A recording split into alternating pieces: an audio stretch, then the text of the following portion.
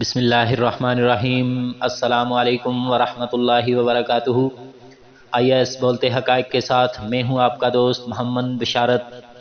آج ہم بات کریں گے اسلام پر ہونے والے ایک مشہور اعتراض اور اس کے جواب کے متعلق۔ غیر مسلم قومیں اسلام پر یہ بہتان لگاتی ہیں کہ اسلام بزور شمشیر یعنی تلوار کے زور پر پھیلا ہے۔ گویا وہ یہ کہنا چاہتے ہیں کہ اسلام میں بذات خود کوئی خوبی نہیں، بلکہ لوگوں نے قتل ہو جانے کے خوف سے اسلام قبول کر لیا تھا۔ ہم پہلی بات تو یہ پوچھتے ہیں کہ اگر اسلام تلوار کے زور سے پھیلا تو پھر اسلام لوگوں کے دلوں میں کیسے داخل ہو گیا؟ دلوں پر تو تلوار کا قبضہ نہیں تھا۔ دوسری بات یہ کہ تلوار تو کوئی مسلمان چلائے گا نا۔ دنیا میں جو پہلا شخص اسلام میں داخل ہوا اس پر تلوار لہرانے والا کون تھا؟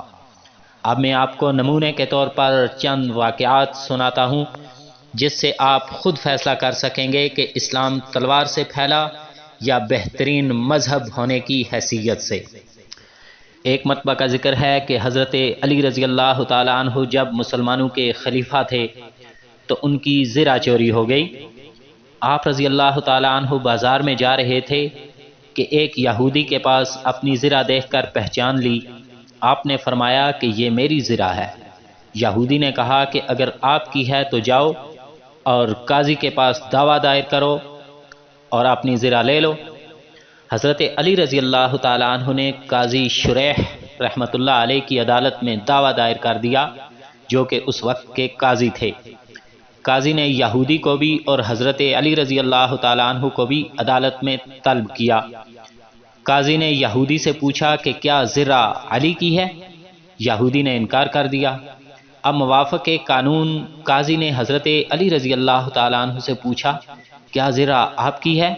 حضرت علی رضی اللہ تعالیٰ عنہ نے کہا ہاں زرہ میری ہے۔ قاضی نے کہا اپنے دعوے پر گواہ پیش کرو۔ حضرت علی رضی اللہ تعالیٰ عنہ نے اپنے بیٹے حسن رضی اللہ تعالیٰ عنہ اور اپنے آزاد کردہ غلام کو گواہ کے طور پر پیش کر دیا۔ قاضی شریح نے یہ کہہ کر دعویٰ خارج کر دیا کہ بیٹے کی گواہی باپ کے حق میں قبول نہیں کی جا سکتی اور فیصلہ یہودی کے حق میں دے دیا۔ یہودی نے دیکھا کہ حضرت علی رضی اللہ تعالیٰ عنہ نے خوشی خوشی قاضی کا فیصلہ قبول کر لیا، اور کیوں نہ کرتے کہ یہ فیصلہ شریعت کے عین مطابق تھا۔ یہودی نے حضرت علی رضی اللہ تعالیٰ عنہ سے کہا کہ میں یہی دیکھنا چاہتا تھا کہ مذہب اسلام میں اس بات کا کیا فیصلہ ہونا ہے۔ مجھے اب پورا یقین ہو گیا ہے کہ اسلام بالکل سچا اور برحق مذہب ہے۔ یہ زرہ واقعی آپ کی ہے۔ یہودی نے اسی جگہ کلمہ پڑھا اور مسلمان ہو گیا۔ اب سوال یہ پیدا ہوتا ہے کہ اس یہودی پر کون سی تلوار نے اثر کیا؟ ایرانی کمانڈر ہرمزان، اس نے مسلمانوں پر بہت ظلم کیے تھے۔ حضرت عمر رضی اللہ تعالیٰ عنہ کے دور خلافت میں گرفتار کیا گیا اور حضرت عمر رضی اللہ تعالیٰ عنہ کے سامنے پیش کیا گیا۔ حضرت عمر رضی اللہ تعالیٰ عنہ نے اس پر اسلام پیش کیا مگر اس نے انکار کر دیا۔ آپ نے اسے قتل کرنے کا حکم دے دیا۔ اس نے ایک چال چلی اور حضرت عمر رضی اللہ تعالیٰ عنہ سے کہا کہ قتل ہونے سے پہلے میں پانی پینا چاہتا ہوں۔ حضرت عمر رضی اللہ تعالیٰ عنہ نے پانی منگا کر اس کو دیا۔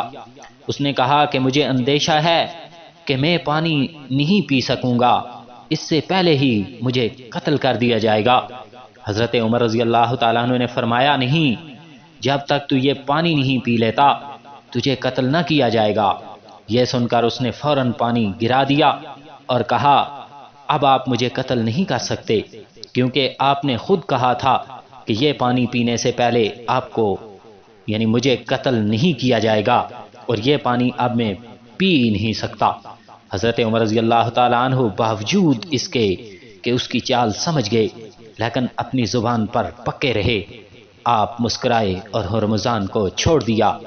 یہ سلوک دیکھ کر ہرمزان پکار اٹھا کہ دین اسلام برحق دین ہے اور کلمہ پڑھ کر مسلمان ہو گیا۔ تلوار کے سائے میں تو اس نے کلمہ نہیں پڑھا، اب کس چیز نے اس کو متاثر کیا کہ وہ فوراً دین اسلام میں داخل ہو گیا؟ سلطان محمود غزنوی رحمۃ اللہ علیہ کو کون نہیں جانتا۔ ہندوستان پر جب انہوں نے حملہ کیا اور بہت سے ہندو قید ہوئے جن کو محمود غزنوی رحمۃ اللہ علیہ اپنے ساتھ غزنی لے گئے، ان میں سے ایک نوجوان لڑکا بھی تھا۔ غزنوی نے اس کو آزاد کر کے ہر قسم کے علوم و فنون کی تعلیم دی۔ جب وہ تعلیم سے فارغ ہوا تو اس کو حکومت کے عہدے دیے گئے، حتیٰ کہ اس کو ایک علاقے کا صوبے دار بنا دیا گیا۔ جس وقت محمود غزنوی نے اس کو تخت پر بٹھایا اور تاج اپنے ہاتھوں سے اس کے سر پر رکھنے لگے تو وہ رونے لگ گیا۔ غزنوی نے کہا، یہ وقت رونے کا نہیں، خوش ہونے کا ہے۔ اس نے کہا، جہاں پناہ، مجھے یہ قدر و منزلت دیکھ کر اپنے بچپن کا ایک واقعہ یاد آ گیا، اس لیے رو رہا ہوں۔ میں جس وقت ہندوستان میں بچہ تھا، آپ کے حملوں کا سن کر ہندو کانپتے تھے اور ہندو مائیں اپنے بچوں کو آپ کے نام سے ڈرایا کرتی تھیں کہ خاموش ہو جاؤ ورنہ غزنوی آ جائے گا۔ میری ماں بھی مجھے آپ کے نام سے اسی طرح ڈرایا کرتی تھی۔ اس وقت میں سمجھتا تھا کہ نامعلوم غزنوی کس بلا کا نام ہے۔ پھر ایک وقت آیا کہ میں آپ کے ہاتھوں قید ہو گیا۔ اس وقت تو میری جان ہی نکل گئی کہ بس اب خیر نہیں، لیکن آپ نے میرے ساتھ جو سلوک کیا اور آج جب آپ میرے سر پر تاج رکھ رہے ہیں تو میں اس لیے رو دیا کہ کاش آج میری ماں ہوتی تو میں اس سے کہتا کہ دیکھ ماں، یہ وہی غزنوی ہے جس سے تو مجھے ڈرایا کرتی تھی۔ ایسی مثالوں سے اور واقعات سے تاریخ بھری پڑی ہے، بس کمی ہے تو ان ذہنوں کی جو ان واقعات سے سبق حاصل کر سکیں۔ سامعین ذی وقار، اگر آپ ہمارے چینل پر نئے ہیں تو ہمارے چینل IS بولتے حقائق کو سبسکرائب کرنا نہ بھولیے گا۔ دیجیے اپنے میزبان محمد بشارت کو اجازت۔ اللہ نگہبان۔